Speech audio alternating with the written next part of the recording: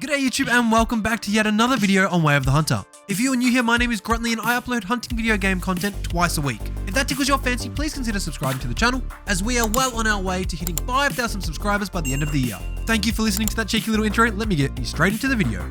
We are always excited for new hunting games, but I've learned to be cautious when getting hyped about games because we all know what happened with the launch of games like Cyberpunk 2077 and No Man's Sky. That is what brings me to today's question. Should you buy Way of the Hunter? According to the Way of the Hunter website, Way of the Hunter is an authentic hunting experience that will allow you to hunt in large open world environments of the US and Europe. You will discover true to life animals and hunt them with highly realistic weapons. You will have the choice to immerse yourself in a story or simply enjoy hunting freely. It is a game that is coming to next-gen consoles and PC and is releasing on the 16th of August 2022. With the gameplay trailer being about a week old, we finally have an insight into what we can expect when we boot up the game. I've got to say, I'm very impressed with what we were given in such a short amount of time.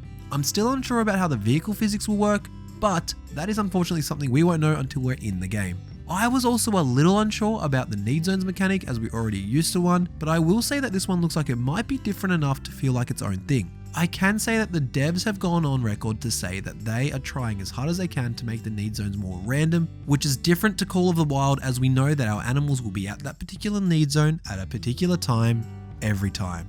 So it'd be good to have that sort of random aspect to it. Something that I noticed, and it's something that I've really liked, was how Nine Rocks Games has absolutely nailed the way in which they present Bullet Camp. There's something about it being in the harvest screen that makes it feel less cheesy compared to past Cabela games, and the rewindable feature is also a great addition. This gameplay trailer was actually really good and I'm loving what I'm seeing so far.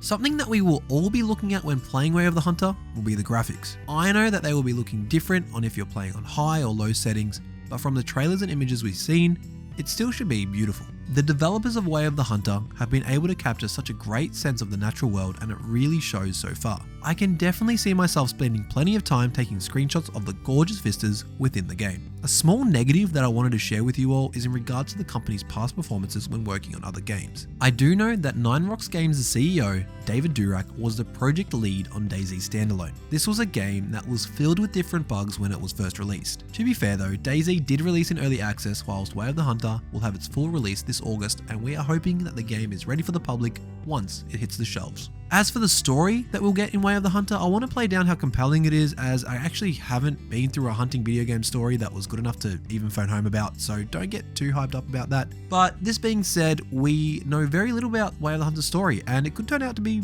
really good. I'll definitely say to you that if you love hunting games like me, Way of the Hunter is shaping up to be a lot of fun and is definitely worth your pre-order. If you're still unsure though, I'll be uploading a review of the game once I get my hands on a copy, so make sure you're subscribed for that.